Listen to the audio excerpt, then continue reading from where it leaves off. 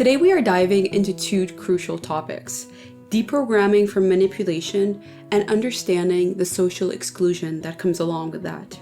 These are two key challenges that are often overlooked but are very real for people who experience trauma and abuse, especially long term. But before we dive in, let me introduce myself. I'm Jen Hachia, and on this channel, we explore the complexities of psychology and manipulation in both relationships and professional settings.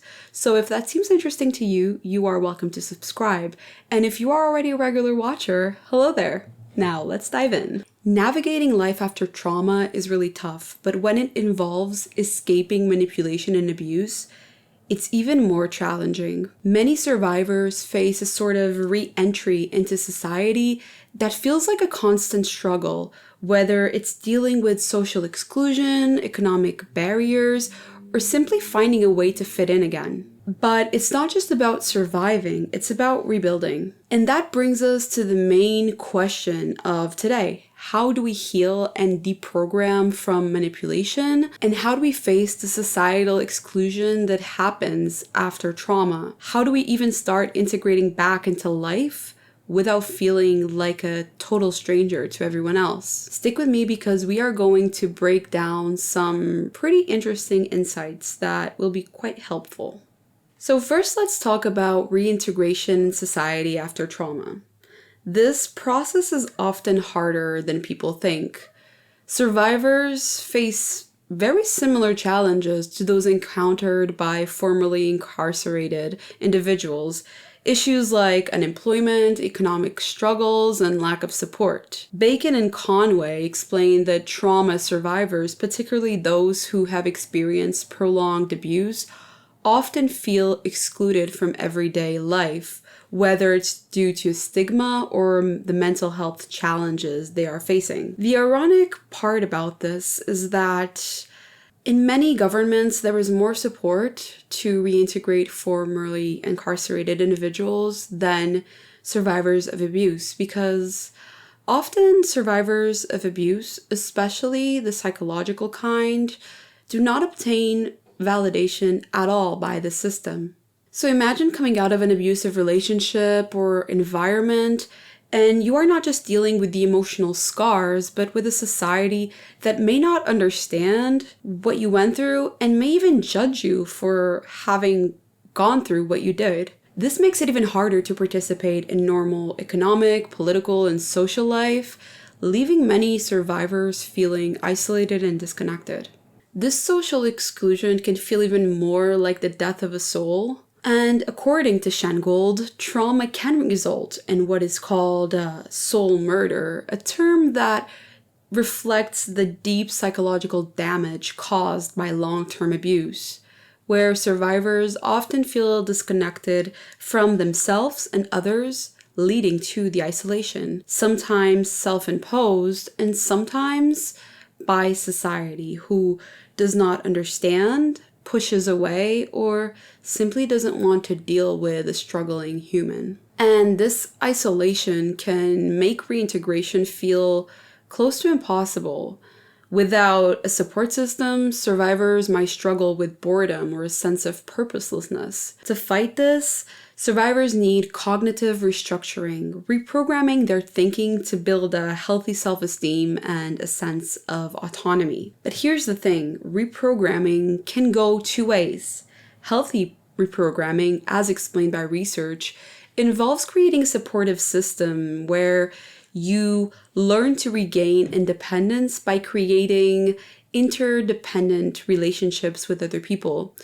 And then on the other hand, you have unhealthy reprogramming, which can involve manipulation that reinforces dependency, more specifically codependency, which keep you reliant on external validation instead of allowing your true self to shine through and feel self-sufficient. Now, to truly understand how to break free, it's essential to recognize the control tactics that were used during abuse. Hassan's BITE model breaks down 4 major control tactics: behavior control, information control, thought control, and emotional control. So let's go through a few examples because all this information can feel a little bit overwhelming. So behavior control is based on rules and restrictions that regulate what a person is allowed to do. Have you ever felt that you needed permission to make even the smallest decision, or like you would be punished for not meeting someone's expectations? That's behavior control.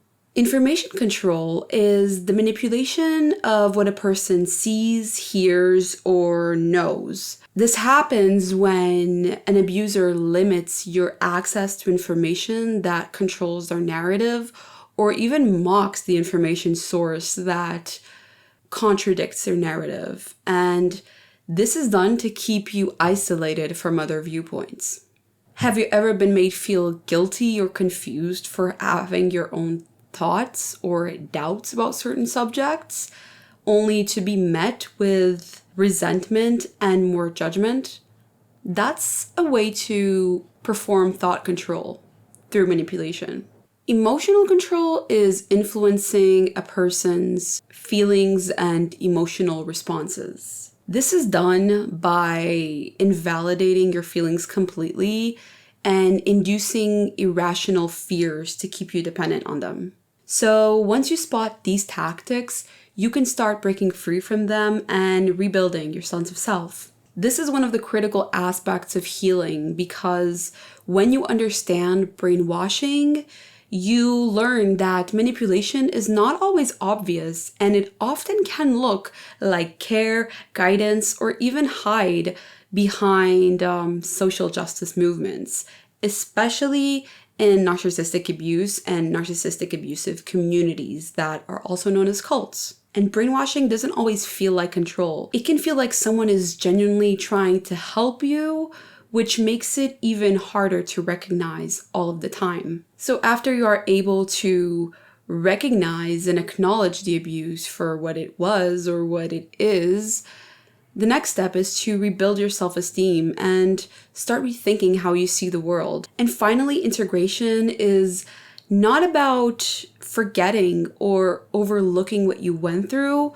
but about making sense of your past and moving forward with the clarity of what you went through so you don't fall for the same manipulation again. But here's the catch. When you finally break free and start learning all of these things, it can feel like you are free falling. You might feel even more confused, even more disconnected, or even more unsure of who you are. This is exactly what research by Dubrow et al.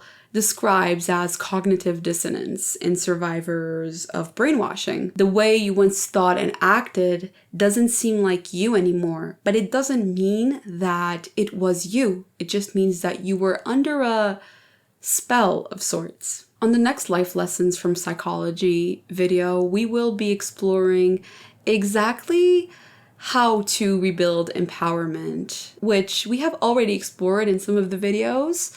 I will leave the link down below, but we will look at it even more in depth so we can better heal. So to wrap it up, reintegrating in society and deprogramming from manipulation is not easy, but it definitely is possible. And by understanding the psychological tactics used and recognizing the barriers that you as a survivor faced, or someone you know as a survivor faced, we can begin this healing journey. Because ultimately it is a process of rediscovery, learning to trust yourself again, learning to hear your intuition, rebuilding your life, and reconnecting with the world around you. And now I would love to hear your thoughts in the comments. Have you ever experienced these challenges? Or maybe you're supporting someone who has experienced this?